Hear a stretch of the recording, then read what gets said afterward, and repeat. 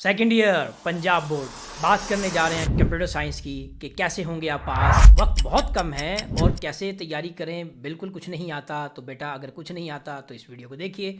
मैं आपके साथ तमाम तर चीज़ें डिस्कस करने जा रहा हूँ। जब इस वीडियो को आप आखिर तक देखेंगे तो मैं आपको इस बात की गारंटी दे रहा हूँ कि आप काफ़ी हद तक पास होने की पोजीशन में होंगे। तो बातों को फॉलो भी करना है और उसे समझना है। कोई सवाल हो कमेंट सेक्शन में पूछें। पहले तो आप कीजिए सब्सक्राइब।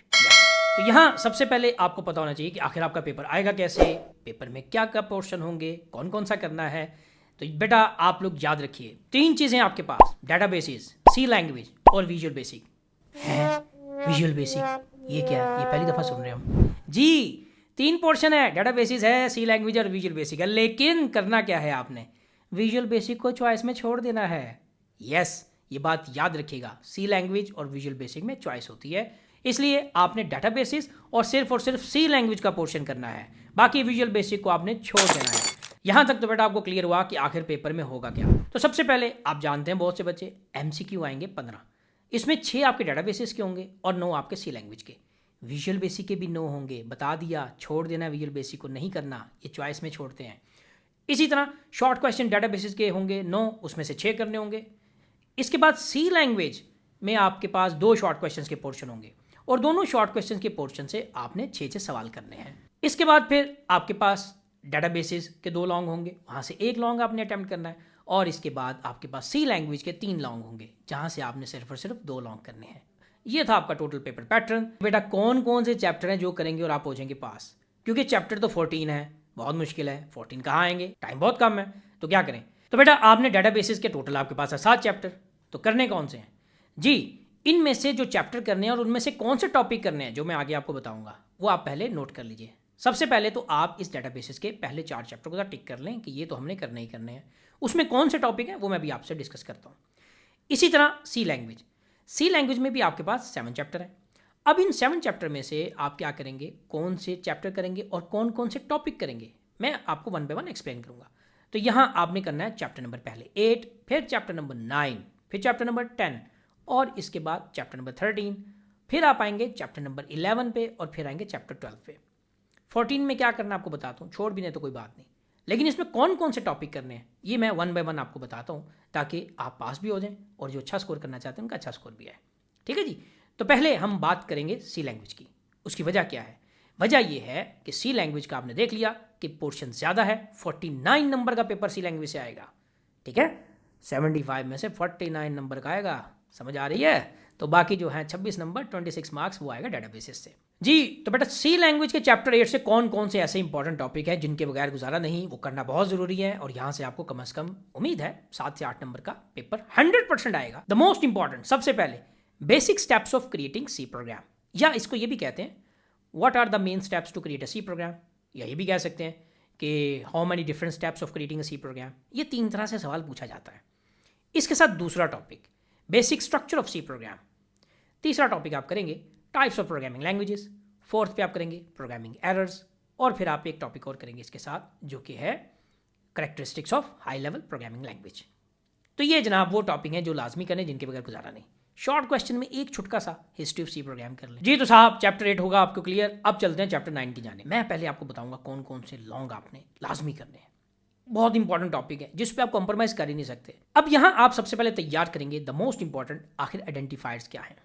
फिर आप करेंगे कीवर्ड, वेरिएबल नेमिंग रूल्स, और इसके साथ फिर आप तैयार करेंगे डाटा टाइप्स, और इसके साथ फिर करेंगे आप ऑपरेटर्स, जिसमें arithmetic operators, relational operators, logical operators, और इसके अलावा फिर आप लास्ट पे करेंगे बट नॉट लीस्ट, जिसको हम कहते हैं कि अर्थमेटिक एक्सप्रेशंस, या एक्सप्रेशंस होती क्या हैं।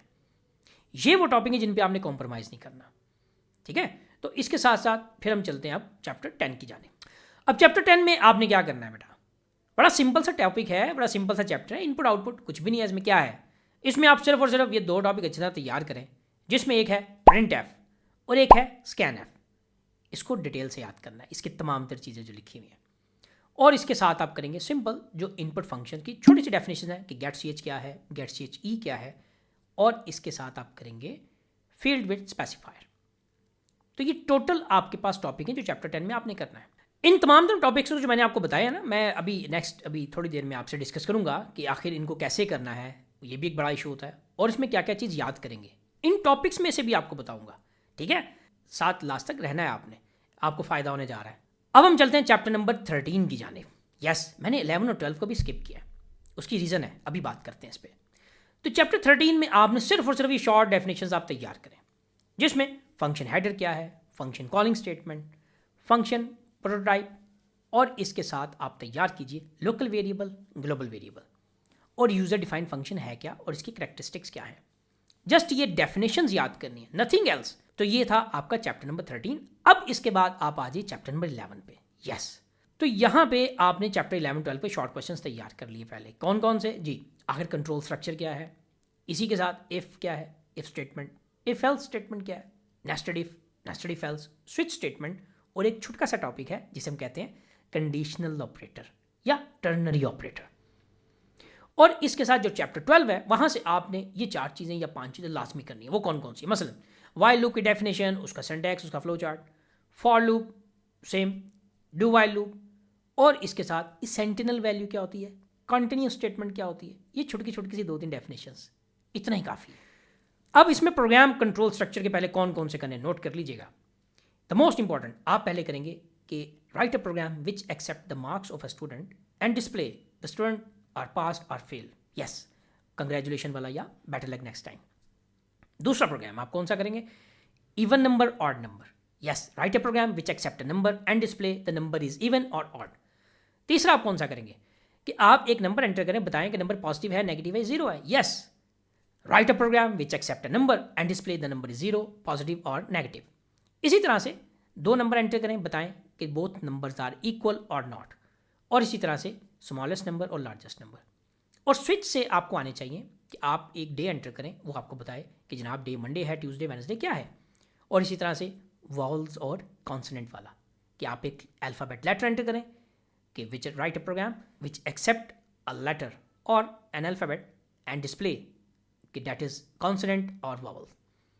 ये टोटल प्रोग्राम बेटा आपने करने हैं, और इसके साथ इस चैप्टर से कोई प्रोग्राम करने की ज़रूरत नहीं है। ये यहाँ भी फ़ायदा देंगे पेपर में, और 100% इंशाल्लाह आपको फ़ायदा देंगे आपके प्रैक्टिकल में भी। आपके जितने प्रैक्टिकल्स होंगे ना बेटे, जो आपके बाद में होंगे, उसमें से इन्हीं में से ही प्रोग्राम रिपीट होंगे, उम्मीद है। इसके साथ लूप में आते हैं। लूप में आपने क्या करना है, 1 से 10 तक काउंटिंग प्रिंट करें, आई लव पाकिस्तान 5 मरतबा प्रिंट करें, या आपने क्या करना है जनाब, एक टेबल लिखना है कि write a program which accept a number and that display the table of that number. Table means जी कईयों को पता नहीं बेटा, टेबल पढ़ा, 2 एकम 2 2 दूनी 4, ठीक है, 2 1 2 2 2 4, ये टेबल। इसी तरह फैक्टोरियल ऑफ अ नंबर कि आप एक नंबर इनपुट करवाइए जनाब, और वो आपको उसका फैक्टोरियल फाइंड करके दे। और इसी तरह से 1 से 100 तक कैसे, 1 3 5 7 ये सीरीज़ आप 99 तक प्रिंट करें, ऑड नंबर प्रिंट करें, या फर्स्ट 100 में आप कौन से इवन नंबर आप डिस्प्ले करेंगे। सिंपल सिंपल से प्रोग्राम है। कहीं प्रॉब्लम नहीं समझ में आता मुझसे कमेंट सेक्शन में पूछ लेगा, मैं आपको बता दूँगा, कोई ऐसी बात नहीं। इसके बाद आपने क्या करना है, दुआ करनी है, क्योंकि सी का पोर्शन हो चुका, और आप इस काबिल हो जाएंगे कि आप इंशाल्लाह 40+ आपके नंबर सिक्योर हो जाएंगे। जी, बात को समझ रहे हैं, इसको ईजी ना लीजिएगा, ये आपके 40+ नंबर हैं, जितनी चीज़ें मैंने आपको इन चंद मिनटों में बताई हैं। अगर किसी को कोई कॉन्सेप्ट में प्रॉब्लम हो ना, क्वेश्चन में पूछ लीजिएगा, मैं आपको बता दूंगा। और साथ मैंने डिस्क्रिप्शन में एक लिंक भी दिया ट्यूटर्स जी का, यहाँ पे आपको इन तमाम वीडियोस की 1 मिनट के कॉन्सेप्ट भी मिल जाएंगे। अगर किसी कॉन्सेप्ट में प्रॉब्लम है वो भी आप क्लियर कर सकते हैं। फिर भी प्रॉब्लम है, पूछ लीजिएगा, I feel honoured to give you answer, no issue. जी तो साहब, ये था आपका सी लैंग्वेज का पोर्शन। अब हम चलते हैं डेटाबेसेस की जानिब, क्योंकि पास होने के लिए कुछ ना कुछ चीज़ें और ऐड हो जाएँ, और साथ में आप अगर 75 स्कोर करना चाहते हैं तो क्या करेंगे। मैंने आपसे बात की थी कि 4 चैप्टर आप तैयार करेंगे, लेकिन उसमें करना क्या है जी। चैप्टर नंबर 1 में द मोस्ट इंपॉर्टेंट, सबसे पहले जो आप करेंगे, आखिर कंपोनेंट्स ऑफ द डेटाबेसेस।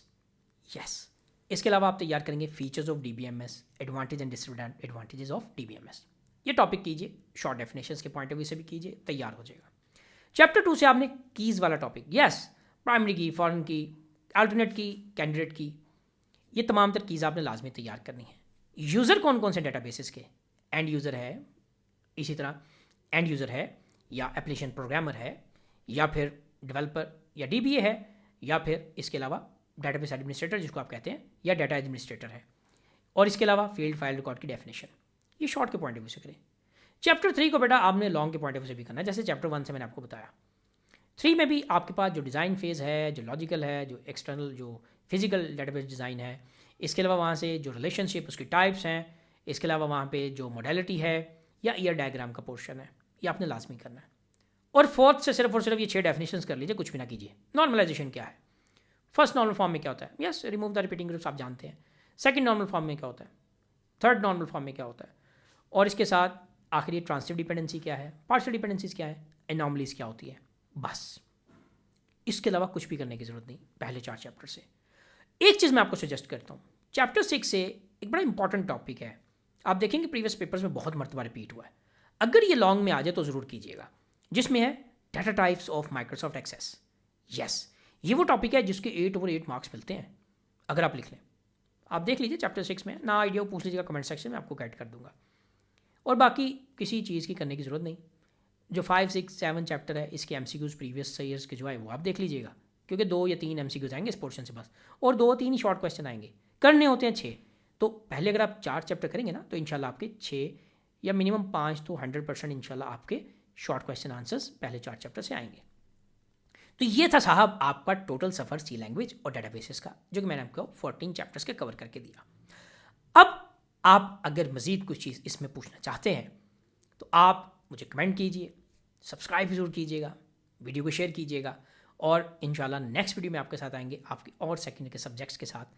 मेरा ऑब्जेक्टिव ये है बेटा कि जो प्रीवियस जितने सालों से बच्चों का रिजल्ट डाउन हो रहा है, इस साल आप इस बात की कमिटमेंट करें, अपने साथ भी, मेरे साथ भी, वालदैन के साथ, असातिज़ा कराम के साथ। मैं आपके लिए दुआ गो हूँ, अल्लाह ताला आपको कामयाब करे कि आपका बोर्ड का रिजल्ट मिनिमम भी 70 to 80% आना चाहिए।